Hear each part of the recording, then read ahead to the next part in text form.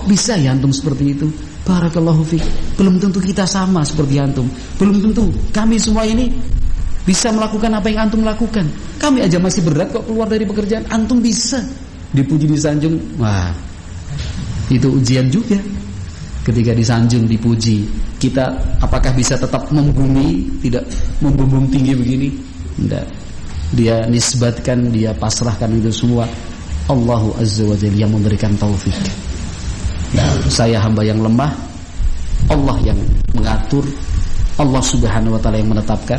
Ini anugerah dari Allah Subhanahu wa taala. Nah, kalau antum ingin seperti itu, kembalilah kepada Allah Subhanahu wa taala. Saya ini manusia biasa. Kan begitu, barakallahu fiikum. Sehingga pada akhirnya memang apa yang disebutkan oleh Imam Sufyan Ats-Tsauri, bahwa tidak ada hal yang lebih berat untuk aku lakukan dibandingkan koreksi dan mengevaluasi niat agar tetap ikhlas, itu benar yang beliau sampaikan. Barakallahu fiikum. Nah, tetapi saya kembali mengingatkan, ini semua bahan ajar dan bahan renungan untuk kita semua tanpa terkecuali. Nah, apalagi saya, barakallahu fiikum. Seorang sahabat, Buraidah ibn al-Husayb radhiyallahu anhu, disebutkan oleh Imam Adz-Dzahabi rahimahullah. Saya lupa dalam tarikh Islam atau Syiar Alamin Nubala. Beliau, yaitu Buraidah ibn al-Husayb, menyatakan, "Syahidtu Khaybar, fakuntu mimman sa'ida thulmah, hatta ru'iya makani wa 'alayya thawbun ahmar, fama a'lamu anni rakibtu dhanban a'zama 'alayya minhu min dhalik." Ini bentuk ketawadhuan seorang sahabat radhiyallahu anhu. Kata Buraidah ibn Husayb, saya termasuk orang yang ikut bertempur dalam perang Khaybar, mengepung benteng Yahudi, perang benteng Khaybar. Wa kuntu mimman sa'ida thulmah.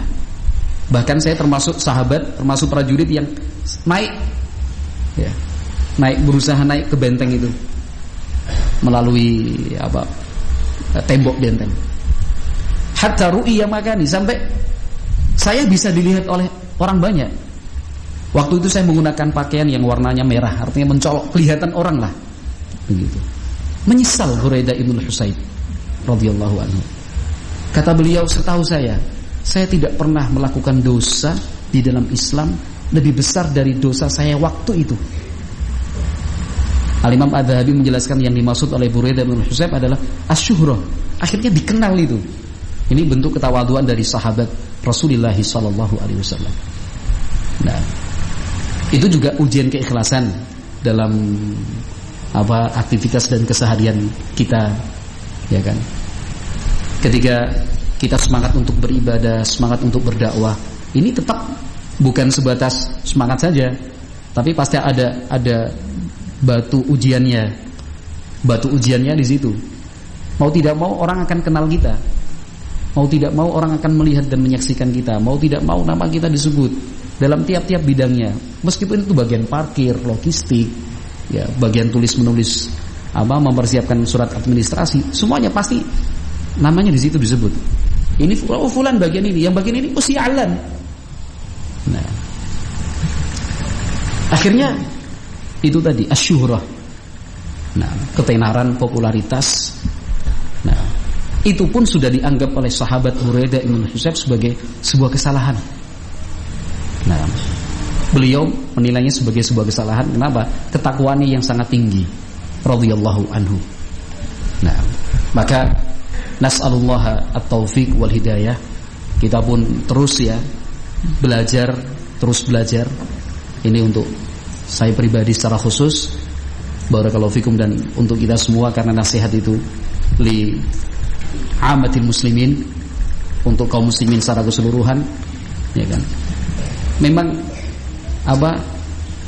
jiwa kita yang ammaratun bisu ini, yang selalu mendorong kita untuk berbuat jahat dan berbuat celah ini, terkadang selalu mendorong untuk mengatakan anni fa'altu kada, analladzi kada, analladzi kada.